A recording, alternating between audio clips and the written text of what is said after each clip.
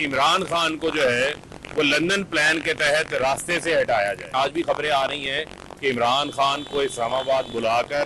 اسلام آباد high court میں پیشی کے بعد یا اس کے دوران ان کے اوپر قاتلانہ حملے کی بھی ہمیں خدشات موجود ہیں۔ عمران خان کے لیے ڈیتھ ٹریپ جو ہے وہ تیار کیا جا رہا ہے۔ مقدمات ہیں، جعلی مقدمات بنائے گئے ہیں، صرف انتقامی کارروائیوں پر مبنی ہے، اور کبھی کوئی تاریخ اسلام آباد ہوتی ہے، کبھی کوئی لاہور ہوتی ہے، کبھی کوئی کراچی میں ہے،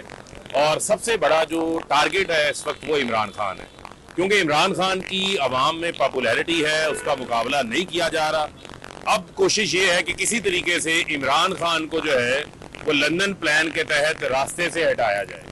آج بھی یہ خبریں آ رہی ہیں، 150 سے زائد عمران خان پر مقدمات ہیں۔ آج بھی خبریں آ رہی ہیں کہ عمران خان کو اسلام آباد بلا کر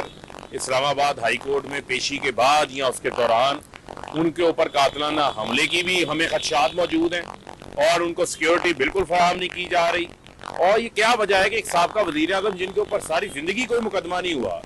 ان کے اوپر پچھلے 1 سال میں اور خاص طور پہ پچھلے 4-5 ماہ میں ان کے اوپر 125 سے زائد مقدمات بنا دیے گئے۔ یہ میں سمجھتا ہوں کہ فاشسٹ حکومت ہے،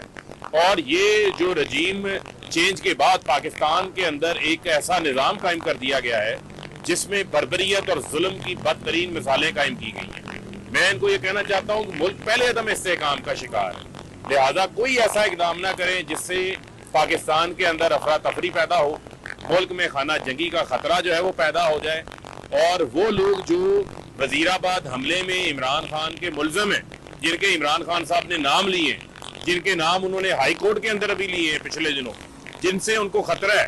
وہی لوگ جو ہے وہ پھر سازش کر رہے ہیں، اور عمران خان کے لیے ڈیتھ ٹریپ جو ہے وہ تیار کیا جا رہا ہے۔ پوری قوم کو میں کہنا چاہتا ہوں کہ یہ آپ کے سامنے یہ سب کچھ ہو رہا ہے، اور اس کے لیے آپ نے نکلنا ہے۔